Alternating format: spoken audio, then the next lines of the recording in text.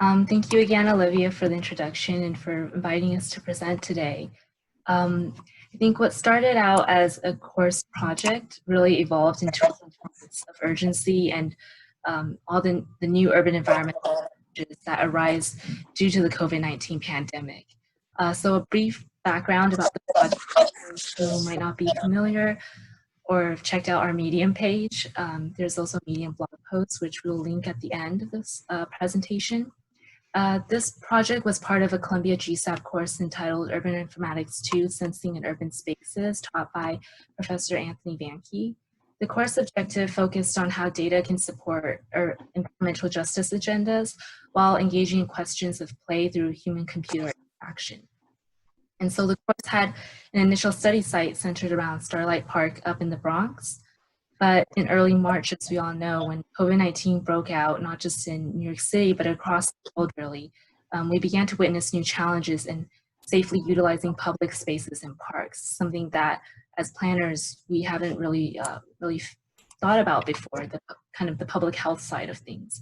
And spending time outside and finding support through urban engagement cannot be more important in times like this. And so perhaps the pervasiveness of technology could be leveraged to help makers of the urban space work around such challenges. Rebecca and I took an expanded approach on our scope from the course with the support from our professor, and really recognizing how social infrastructures that public space provide is unparalleled in value in such times. So this project aims to consider the mission of the course objectives, which again, touching upon questions of play in the urban environment in conjunction with this idea, and to provide a product that could promote feelings of safety and security in public spaces today.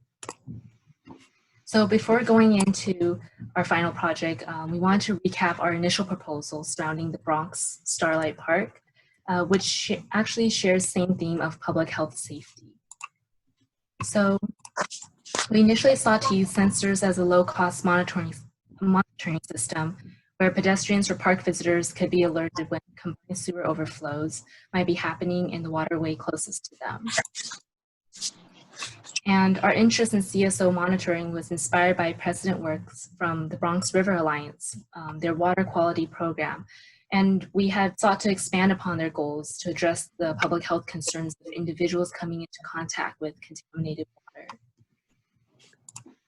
So when the COVID-19 pandemic broke out, though, like mentioned, we pivoted to address some of the new urban environment issues that arose, but we still wanted to use sensors as a service for public health concerns.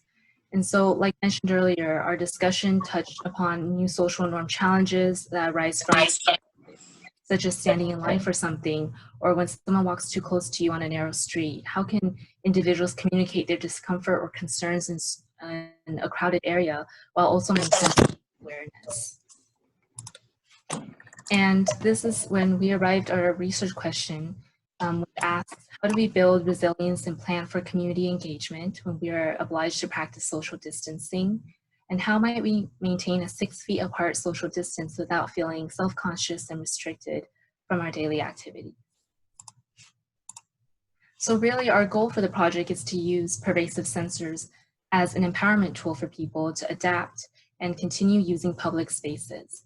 And we hope that by designing a wearable ultrasonic distance sensor, it allows us to pervasively recognize patterns of movement and give us a better sense of this new lifestyle, which we have to come to terms with.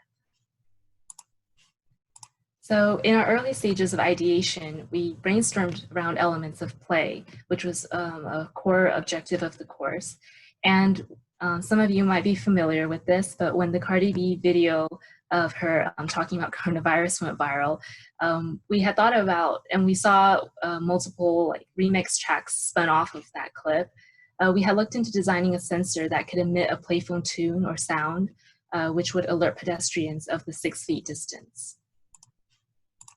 So we discussed having the sensor being worn on clothing as a clip or accessory, but we recognized how through some user testing and feedback that sound might actually create a negative feedback where the crowding of noise would have the reverse effect of alerting individuals in a very dense or crowded public space. So through more user testing and discussion, we evaluated we reevaluated our user need and deemed that individuals having difficulty of perceiving spatial awareness in blind spot areas was of high priority. So we further designed 2 more prototypes and decided to test their performance in our methodology.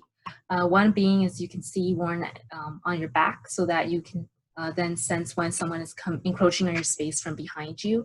And one you will later see is like an armband similar to this, the armband that you would usually wear with like your phone or like a pedometer tracker on your upper arm. So we imagine that through such smart design, wearable sensor can serve as an informative platform for public interactions, and not to mention the great fashion statement you would make. So this is the materials that went into our sensor prototype. So we have our Arduino Mega Board. We used a stackable SD card shield to collect the data when we were testing it in public spaces. Of course, the ultrasonic distance sensor. We also used an 8x8 LED matrix as the kind of the interface or the platform for the communication between people. And then to power up the sensor, of course, the 9 volts battery and the battery connector, and to connect everything together, we use different types of jumper wires. So the response system starts with the ultrasonic distance sensor, which coincidentally shares the same design symbology of an extra pair of eyes for users to have a better idea of the environment surrounding them. And once the sensor is programmed to sense a distance of less than 6 feet, it will then fire an emoticon that was programmed through a byte generator, which was attached to the Arduino board. So the belief behind this design choice is that emoticons are understood as a universal language now, and a sad face is easily read and understood by everyone as a sign of discomfort. So it serves as a simple social gesture to remind those surrounding of the 6 feet social distance guidelines. So going into our methodology, we wanted to see which design was best for collecting least noisy data. And so here's a rendering of our prototype, a more high fidelity prototype. This is the armband style. So you can see the sensor would be attached, very similar to the armbands that you see nowadays. So it would be, you could perceive when people are coming in from the side or from even perhaps behind you, depending how you place it on your arm. And this is a high fidelity rendering of the backpack style. So you can see like the backpack straps, and the interface would then be integrated on with support on your back. But for the purpose of our testing and deployment, we use low fidelity materials that were really everyday kind of household items and very low-cost materials. So we fastened the sensor onto a shoulder support strap using Velcro tape and patches, so it could be worn as a backpack. And on the left here is the view from the back with the ultrasonic distance sensor detecting movement behind a user, and the right is the front view where the LED matrix is hung over the user's shoulder, and that's how it would alert the user. The sensor was tested in a neighborhood trail, which is to be noted has a relatively linear path. It was deployed on a Tuesday morning around 9 a.m. And throughout certain areas of the trails, there are lane dividers to ease traffic, such as nearby the entrance or where nearby the entrance where the trail path is more narrow. So we will talk more about in our findings about how existing urban forms and shapes and geometry, as well as urban design symbology, is pretty critical to kind of the testing and phases of our prototype, and how going forward with this project in the future, that's something that should be taken into consideration. So here is an example of how the sensor alerts the user. You can see once the person from behind is starting to encroach into your 6 feet radius kind of personal bubble, that the LED matrix will fire off the emoticon. And here's how the backpack style sensor would be worn around a trail. So you can see that's me testing it out, and it was pretty comfortable. It felt also nice to have it worn as a backpack because both of your hands were pretty free. And this is an example of where the lane divider really helped kind of guide mobility behavior in public space. So you can see that the runner is coming up from behind, but the lane dividers help ease kind of that flow of traffic. And so this was an example of how standard symbology help guides behavior, which is pretty important, and we'll touch upon in our findings.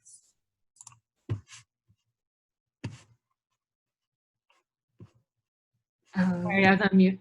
I'll go over our findings now. So based on our explorations, we began to consider what our findings were.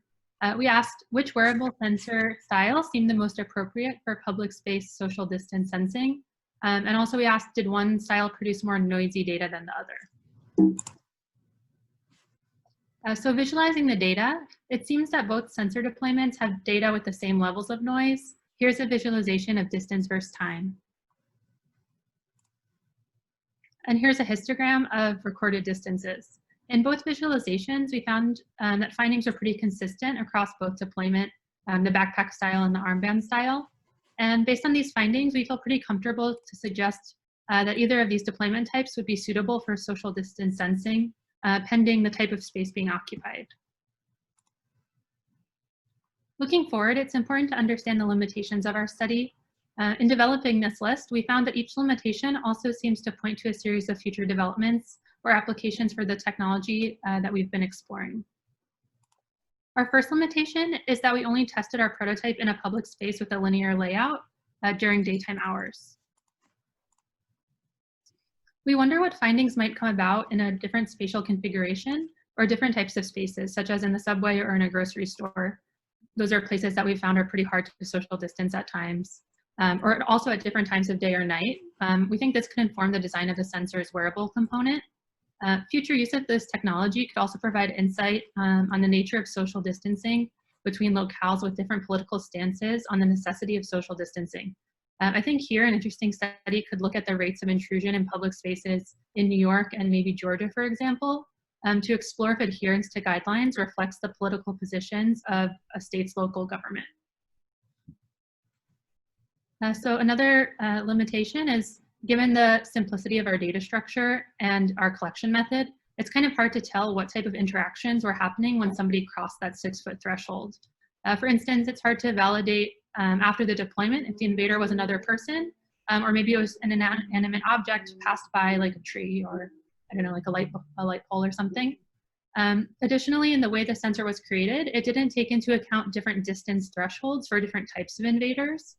So as we've been learning throughout the coronavirus, a safe social distance for bikers might be different than what would be safe for pedestrians based on the different set of risks in that given interaction. And the device that we've designed fails to consider these nuances. So in future applications, a more detailed examination into how the sensor might make sense of different types of interactions, given the nature of how the data is displayed or collected, could inform a more interpretive collection that takes into account different distance thresholds and more nuanced types of interaction. Finally, there are some technical capabilities we didn't employ in this prototype that we think would benefit the functionality and the applicability of the product. Addressing this limitation, we think it could be really exciting to explore different methods for communication for this type of distance intrusion that we're interested in addition to the LED emoji that we've prototyped. We'd really love to test different types of communication like sound to understand different means that people understand messages and respond to different types of signals. Also just thinking about how the messaging could be directed outwards towards the person who's intruding on your personal space, or maybe inwards towards the wearer, and how that might affect the way that you use the device. Additionally, we think that building geolocation into the device would be really interesting and potentially meaningful for future studies and applications that are concerned with both social distance enforcement and maybe more importantly, contact tracing. So building on that last point, we believe that the future uses for this technology could be really impactful. Thinking about geolocating these wearable sensors can offer a lot of opportunities to better target enforcement of social distance infringements.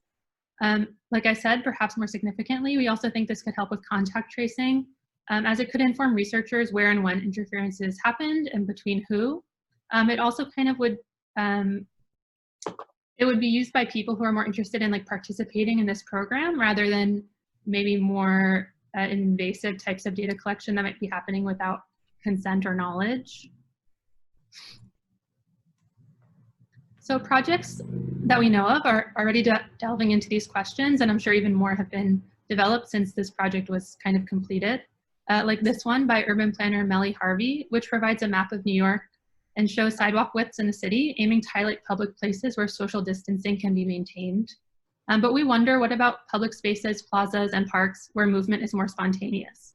From a planning perspective, information gleaned from deployment of our proposed sensors could be really useful, not only in coronavirus monitoring, but also in informing the future development of pedestrian and bike path design and planning, as well as developing guidelines for future development, knowing what we do now about the need for public spaces to account for future cases of mandatory social distance. So looking towards the future of this technology, we also wanted to kind of imagine what an integrated app might look like to put the collection of the data back into the hands of the public and the users while providing something of a community-wide platform. We think this could really help to guide decisions on where it is safest to socially distance in public. And it could also assist the city in monitoring and visualizing where social distancing restrictions are being ignored or followed in more of like a seamless way. Currently, they're using 311 social distancing complaint protocol that's been developed to and asked for citizens to report where they're observing health or safety violations. And we also wonder what this type of product might look like in life after Corona, if that will ever come. So when this pandemic is over, you can imagine a platform like this could still be really useful, as it could provide an easy way for people to scope out how busy certain public spaces are. And it might help to decide where you would go if you wanted to have a picnic versus maybe like join in on a game of soccer. So that kind of like rounds out where we got with this project at the end of last semester, and we'd love to open the floor for questions or discussion, and thank all of you for listening. Great, thank you. I might ask that you stop sharing the screen just so we can open it up. Awesome. Yes, lots of claps. That was great. Thank you both for taking the time to share your sort of findings and talk about next steps. I guess maybe just to circle back to that initial poll, could you sort of speak a little bit to your materials and the decision to use an Arduino and an ultrasonic sensor, and maybe sort of just talk briefly about that decision-making process? Sure. I think, well, to be completely fair, the course sort of laid out that like we want to use, I guess, Professor Vanke didn't specifically say Arduino boards, but it was kind of centered around low-cost sensors and things that you could buy in really easily, that it doesn't take someone with, you know, like an electrical engineering background to deploy. And Arduino has a really huge community online where a lot of people build passion projects out of. Similarly, like you could use, I think, Raspberry Pi, and yeah, I'm not too familiar with other types, but I know Arduino is a growing community. And if you're in New York City, maybe you should check out like Tinkersphere. I'm not sure if it's still open right now for COVID reasons, but we really centered around like low-cost monitoring, because thinking about this on like a grand scale, it's something that we want to deploy that people could even build on their own and use right now. It doesn't have to be like a huge business production or anything. I'm not sure, Rebecca, if you have anything to add. Yeah, I guess I was just trying to like think in my mind how much it costs to make like one of them, probably like under $10. So it's really like scrappy, and you could follow the instructions online and easily kind of like build your own out of whatever you have on hand. Yeah. Yeah, that's really cool. Is there, do you guys think you might like publish to one of these community boards and sort of encourage people to to go out and field test, because then that's the best way to get more data points, I guess, if people are out there doing it on their own. Obviously, that's coming out of your own time, but it's such a cool concept. Oh yeah, for sure. So like we mentioned, it'd be great if we had like to further develop this prototype and project is to just test it in different urban spaces. We talked about like a circular park versus a linear or something more free form that doesn't really have like a designated path. Those all account or produce different types of interactions, and like Rebecca mentioned, very spontaneous activities. And that kind of spontaneous thing is something that can't really be predicted all the time. And so it'd be very interesting to kind of refine based on different testing locations. I think it would be cool to see also, like, so we use the smile or like frown face kind of thing. I wonder like what kind of other interfaces people would build into it if we just like put the prompt out there. It could be really cool to see. We had some limitations based on what we could get our hands on through Amazon or whatever. So it would be cool to see, yeah, like what other even more experienced Arduino people would come up with. Olivia, can I ask a question? Please do. Yes, everyone should jump in. Hi, this is Douglas Woodward. Great job, Rebecca and Lorraine. Thank you. It looked really terrific. So my suggestion is that you actually approach a couple of the business improvement districts, because this really seems like something that they're trying to get more information about. You know, one of the smaller ones like you know, Madison Avenue or Meatpacking District, both of which, by the way, are run by urban planning alums from Columbia, so there'd be a natural sort of connection there as well. But there are, you know, 70 of these organizations throughout the city, so you get a really good sort of test case. And working with small business services, it might be a good way of getting more data for the project. But terrific job. That's a good idea. That would be really interesting. Yeah, that's a good point.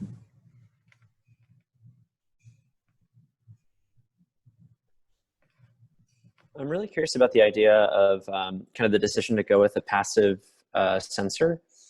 And it seems like one of the benefits that you mentioned and that the video seemed to show is that if the potential invader is coming from behind you or is not someone you can see. But I wonder how many of the use cases you explored were that versus where there might have been a proactive intervention. Like if the wearer had just been able to push a button, would it have the same effect of alleviating the social anxiety of like confronting someone versus signaling with an emoji? Yeah, kind of curious about that over-inclusive versus under-inclusive decision. And then I think really love the idea of like a community crowdsourced data collection that might give some insight into where encroachment is happening versus where it isn't. So I feel like either way, there could be like this could be one of many different ways to get that crowdsourced data out there. So curious about that as well.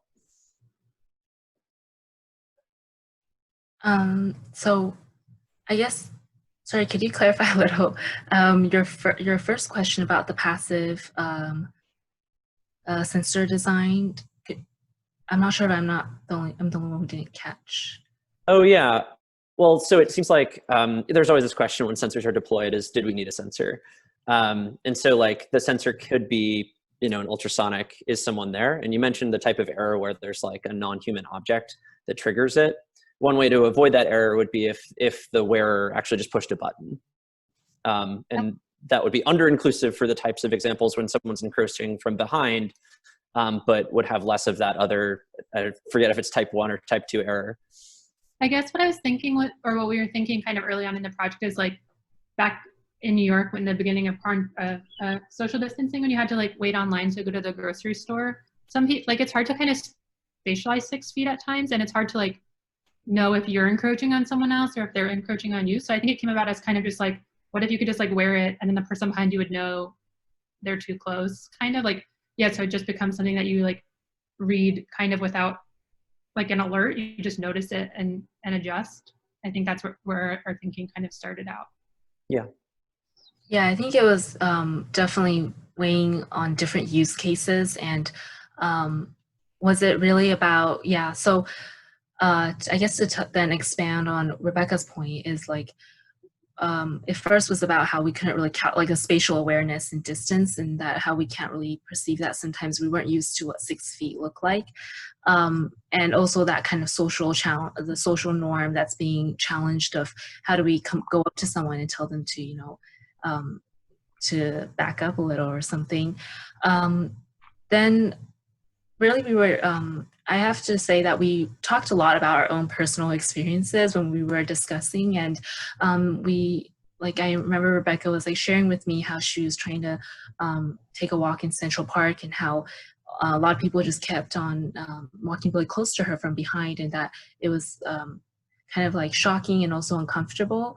So it's like, is it more about not understanding what you can't see, or really what's in front of you? And ultimately, I guess as you saw, we decided on the former, but I think it would be also really cool to have it be like multiple tested, I guess, all throughout, like wearing multiple sensors and seeing how they all differ across the board. Maybe that's something else that could be like further tested. Cool, thank you. And then just as a side note, I have a grant with the South Street Head House District, which is a bid in Philadelphia, specifically looking at ways technology and data might be helpful for reimagining South Street. So if might also be interested in exploring whether they might be interested in this idea. Oh, very cool. Stephen. Yeah, I might ask Lorraine and Rebecca to drop your emails in the chat, or whichever method you feel most comfortable people getting in contact with you. Cool if it's LinkedIn or whatever, but do utilize the chat for that. And then in the chat, I also saw that Mike Frederick, who is a member of the tech committee, offered to introduce you guys to members of Bryant Park Bid and also the 34th Street Partnership, which are local. So seems like there's a lot of synergy here, which is really cool. Since I have the floor for a second, I just wanted to maybe like zoom the conversation out a little bit and sort of ask both of you, but also open it up for discussion.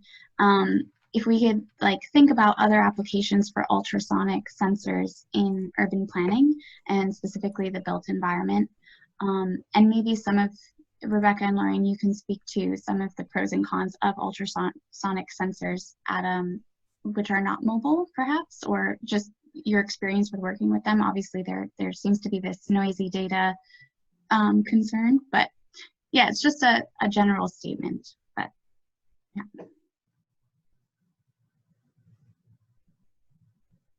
I guess Lorraine, could you speak a little to the possibilities for applications at a wider scale?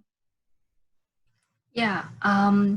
Well, I'll say that maybe I should also link in the chat, but the code for the entire sensor that you saw is on my GitHub page, which was also like a collaboration looking at other people's prototypes. And so completely open source. If someone wants to try this at home and build it out, I'll be sure to share that link below as well. In terms of how we could imagine going forward, what this would look like, I think something that we introduced at the end was the how we could integrate it into some kind of crowdsource tool where people are able to self kind of monitor and almost report incidents where there might be violations of social distancing, or also inform people who are interested in visiting a public space of the crowd during different times of the days, and where the crowd is located to maybe stay away or maybe from that area. And I think it's also pretty timely given the very ongoing contentions around defunding the police. This sort of self-policing, what would that look like? I know sensors, and we should be critical about how technology is often weaponized, and that when some of us might, when we hear sensors who are very strong advocates about technology being a tool and not as a means end, that it could be invasive. And so I think the ultrasonic distance sensor, if paired with some type of GPS location, it eliminates that attachment to, let's say, your cellular network, which has a lot of personal information on it. And so designing this, having this sensor be separate from that cellular network, I think can eliminate a lot of that kind of invasive invasion of privacy that we are constantly battling with in this tech and urban planning world. Yeah, to piggyback off of what Lorraine said, and maybe a possible application not related to social distance, maybe this tool could even be used for like the opposite, like following up on the kind of like point she made about defunding the police, like all these social movements that we've seen happening all over the city. Sometimes it's kind of hard to know where they're happening if you want to join in. So you can imagine people kind of like employing these sensors as a way for following a movement and getting involved. I don't know, that's something I just thought of as Lorraine was speaking, which could be more of like a social use rather than what we've put forward, which is a little bit the opposite, maybe. I have a super novice question. Can you tell me exactly, when you say ultrasonic, what it's picking up on and how that's working? Yeah, so the ultrasonic like distance wave detects basically when it's like emitting almost like a sound wave, I believe, and when an object interferes, so like if you wave your hand in front of it, that distance, when it bounces back, that's how it picks up the distance. It will be able to measure how far the object in front of the sensor is. Okay, very cool. So I've been talking a lot. Does anyone else want to jump in with a question or a future imagining for ultrasonic sensors? Yeah, I had a quick idea. I wasn't sure if this is viable given this type of sensor you're using, but I've heard of some recent interest in using sensors that don't take video to be able to monitor how crowded a certain area is. And I've heard of some potential applications such as installing such sensors at the entrances and exits of grocery stores to count how many people go into a grocery store, and then presumably once it hits a limit, kind of restricting access until more capacity is made available. So I wasn't sure, I was just curious, is that something that you could use the ultrasonic sensor for? Yeah, I think when we had thought about the integration of, because the ultrasonic distance sensor is very basic, right? And so if at the end of the presentation, you saw kind of the dreamed up app of how we could crowdsource information. Really, it's like to report anything on that app, you would have to then use your own pair of eyes and what you see, and not give over that power to like a camera or something. So you can make that judgment of, you know, whether there's a huge crowd and then notify others of what you see. And I think in that way, that's like putting the power back into the users of these technology and not allowing the technology to then, you know, have the owners of technology to really have a lot of power in other sensitive information that is collected. Mm-hmm. But I guess to elaborate on your point, if you were to sort of what you had said about like the grocery stores, you would have to always have like an SD card similar to what we had about collecting data. It still wouldn't collect very sensitive information. Like we had the histogram, and we were looking at like counts and entries of data rows. So it's definitely doable, but it would be maybe more maintenance, because you would have to always go into the card reader or however you're storing the data, and maintain that system because of course capacity to like memory and everything. Really, if a user wants to build this at home, you could eliminate the stackable SD card, because if you just need it for when you're walking out we were looking at the data, but if you want it just as a communication device, it's definitely doable without the SD card. Cool, thank you.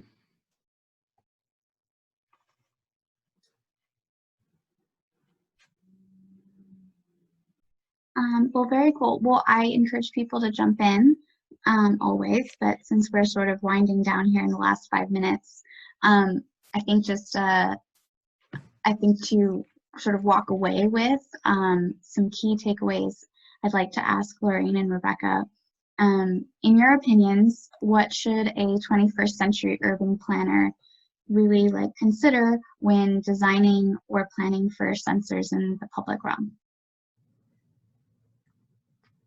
That's a big one, but you guys are, you've been definitely really thinking about this, and I commend you the amount of work and time that's gone into this project. It's really impressive.